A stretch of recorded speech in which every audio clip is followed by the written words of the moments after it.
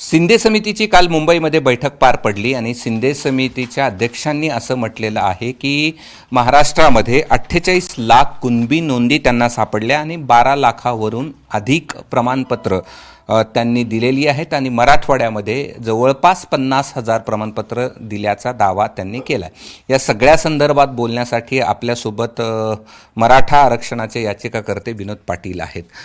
काय प्रतिक्रिया आहे शिंदे समितीच्या कालच्या बैठकीनंतर त्यांनी जाहीर केलेल्या आकडेवारीवर? हे बघा, आमच्या जखमीवर त्यांनी मीठ चोळलं, मी असे स्पष्ट भाषेत सांगेल. हे 48 लाख नोंदीचं ते बोलताय, तर त्यांनी याची स्पष्टता केली पाहिजे की याच्यामध्ये हैदराबाद गॅजेटर तुम्ही लागू केला असं तुम्ही सांगितलं. त्याप्रमाणे किती लोकांना प्रमाणपत्र मिळालं?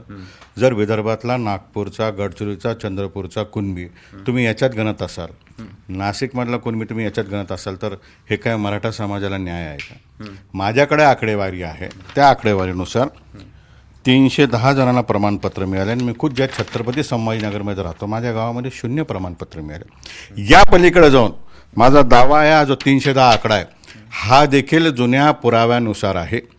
1967 पूर्वीचे ज्यांच्याकडे कुणबीचे नोंदी आहेत त्यांनाच हे 310 सर्टिफिकेट मिळालेले आहे. मला माननीय विखे पाटील साहेबाला, राज्य सरकारला हे विचारायचं आहे, हे आपल्या स्टेटमेंट्समुळं जे न्यायालयामध्ये एकनाथ शिंदे साहेबांनी मुख्यमंत्री असताना आरक्षण दिलं त्या केसवर परिणाम होणार नाही का? कदाचित न्यायालय म्हणू शकतो की 50-50 लाख लोकांना प्रमाणपत्र मिळाले, मग यांना वेगळं आरक्षण का पाहिजे? एक तर तुम्ही टिकणारं आरक्षण देत नाही. एकीकडे हैदराबाद गॅजेटरच्या नावावर आमची दिशाभूल केली, आम्हाला सांगितलं लागू केलं. स्पष्टपणे मान्य समितीने 2 ओळीचं पत्र काढलं पाहिजे की जो व्यक्ती मराठा असेल त्यांना हैदराबाद गॅजेटरनुसार नोंदी सापडो अथवा ना सापडो प्रमाणपत्र दिलं पाहिजे. म्हणजे प्रमाणपत्र द्यायचं नाही, इतर कुणब्यांची नोंद दाखवायची आणि मराठा समाजाची दिशाभूल करायची, हे योग्य नाही. तुम्ही असं उल्लेख केला की याचा परिणाम याचिकेवरती होईल, तो कसा?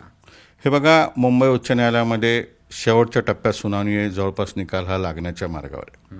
न्यायालयामध्ये आम्ही काय म्हणून भांडतोय की सुरुवातीला पृथ्वीराज चव्हाण साहेबांनी दिलं, ते टिकलं नाही.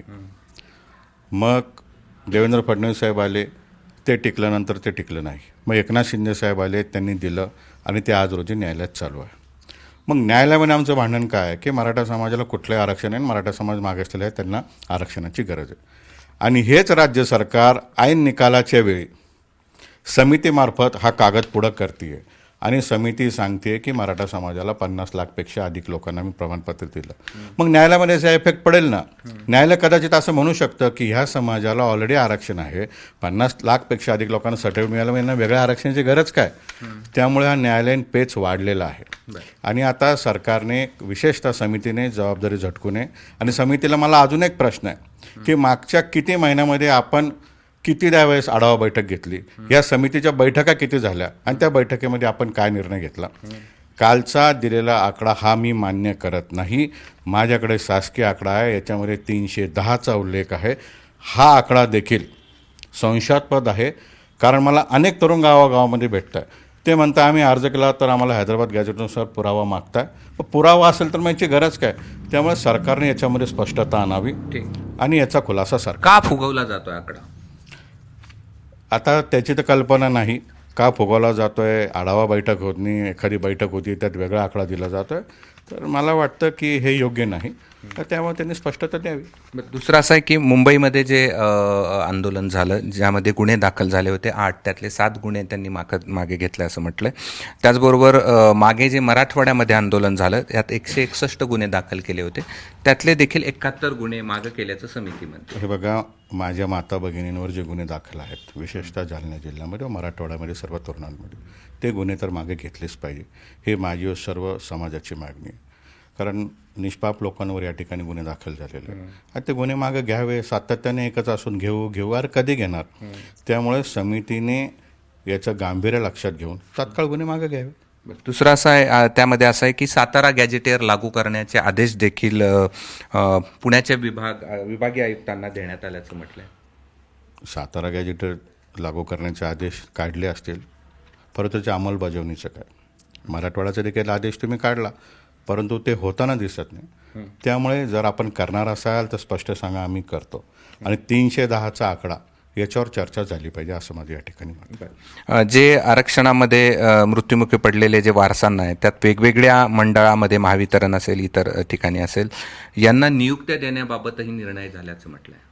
बघा, नियुक्त्या देण्याबाबत निर्णय झाले आहे. मागच्या काळामध्ये मी स्वतः मागे लागून एस.टी. महामंडळामध्ये नियुक्त्या घेतल्या होत्या, परंतु त्या कुटुंबाच्या दयनीय अवस्था आहे, कारण ते पगार फार तुटपुंजी आणि महामंडळ जवळपास प्रायव्हेटायझेशन मार्गावर आहे. तर मी सरकारला असं म्हणतो की शासकीय नोकरीमध्ये याच्यामध्ये समाविष्ट असावा. जे शासनाचे स्वतःचे डिपार्टमेंट आहेत त्याच्यामध्ये असावं, महामंडळामध्ये नसावं, कारण ते टिकणारं नाही आहे. कारण करता युवक गेलेला आहे, त्यांच्या घराकडे सहानुभूतीने बघितलं पाहिजे. ठीक आहे, धन्यवाद. हे होते विनोद पाटील. आणि शिंदे समितीची जी काल बैठक झाली आणि त्यात जे निर्णय या ठिकाणी विखे पाटील यांनी सांगितले त्यावरची त्यांची ही प्रतिक्रिया होती. आणि त्यांचं म्हणणं आहे की अशा पद्धतीचे आकडे फुगून सांगितल्यानंतर मराठा आरक्षणाबाबतची जी याचिका आहे आणि ती आता निकाल कधी येऊ शकतो यावरती याचा परिणाम होईल. कॅमेरामन धनंजय दारुंटेसह मी कृष्णा केंडे, एबीपी माझा, छत्रपती संभाजीनगर. एबीपी माझा, उघडा डोळे बघा नीट.